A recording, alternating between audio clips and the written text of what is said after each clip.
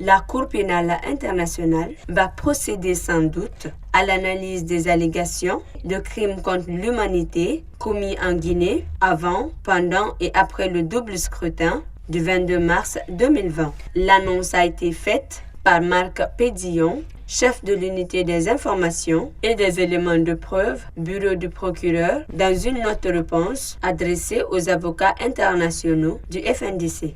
Une démarche qu'apprécie Maître Hamidou Bari. L'Organisation guinéenne de défense des droits de l'homme et des citoyens, créée depuis les années 1990, et la Coalition guinéenne pour la Cour pénale internationale sont membres signataires de la charte du FNDC. Si la justice guinéenne fait correctement son travail conformément à la loi, c'est une bonne chose.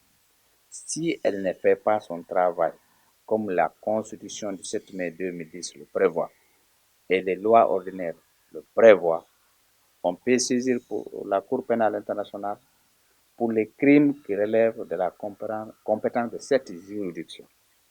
On peut saisir la Cour africaine des droits de l'homme et des peuples et la Cour de la communauté de la CEDEAO contre l'État guinéen pour tous les cas de violation des droits de l'homme.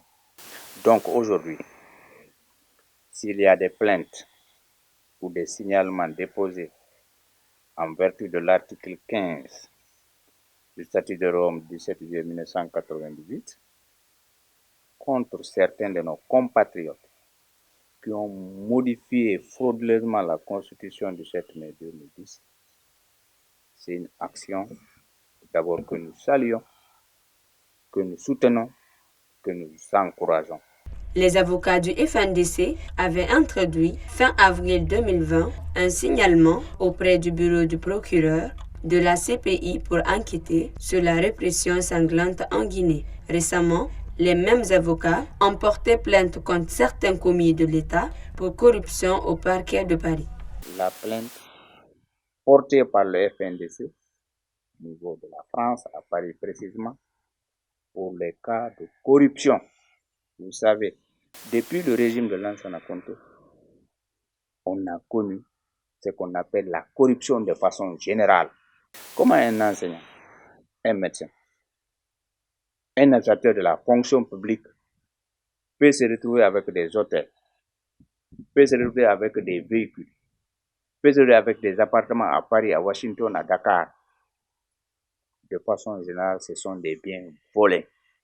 Donc, si aujourd'hui le FNDC porte plainte pour corruption contre tous les membres du gouvernement, y compris son Excellence, Monsieur le Président de la République, c'est une zone que nous saluons. Et d'ailleurs, même après, les biens qui appartiennent à l'État, les actions sont imprescriptibles. La Constitution du 7 mai 2010 est très claire. Le Code foncier domanial aussi est très clair là-dessus. Les richesses qui appartiennent au peuple de Guinée, les actions sont imprescriptibles. Donc on peut les réclamer à tout moment. L'objet de cette analyse est d'évaluer, sur la base des informations disponibles, si les crimes allégués paraissent relever de la compétence de la Cour pénale internationale et justifient par conséquent l'ouverture d'un examen préliminaire de la situation concernée, précise Marc Pédillon.